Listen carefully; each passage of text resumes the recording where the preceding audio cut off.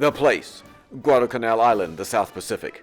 The date, December 24, 1944. The occasion, the Marines Football Classic.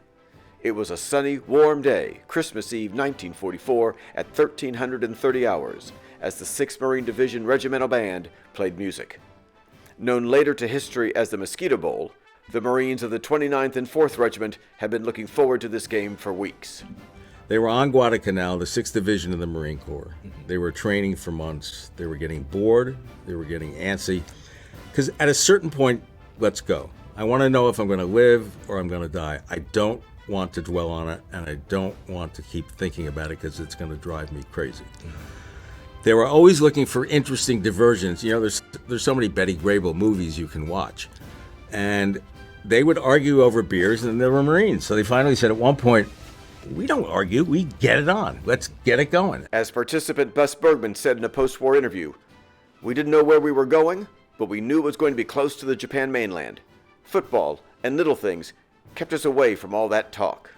It wasn't just a pickup game. The Marines built goalposts.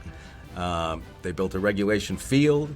They issued programs. They had a PA system that announced the starters. It was broadcast over what they called the Mosquito radio network. Here in the midst of the war, as they waited for the next big battle, was this football game between two regiments that were stocked with some of the greatest college players in the country. 65 players participated. Joining Bergman on the 29th Regiment team were Wisconsin Badger halfback Buzz Bissinger and fullback Tony Butkovich, the nation's 1943 rushing leader from Purdue and the Cleveland Rams' first draft choice in 1944.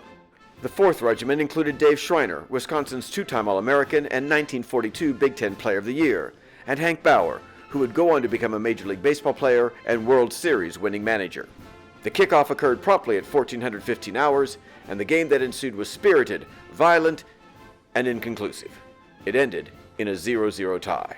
John McGlory, former Brown University star and ex-New York Giant, playing for the 4th Regiment, wrote to his parents after the game, "It was really a Lulu, and as rough-hitting and hard-playing as I've ever seen." Buzz Bissinger sums up the day. 1,100 Marines came as spectators. They were drunk on their butts with beer. They were allowed to. They gambled.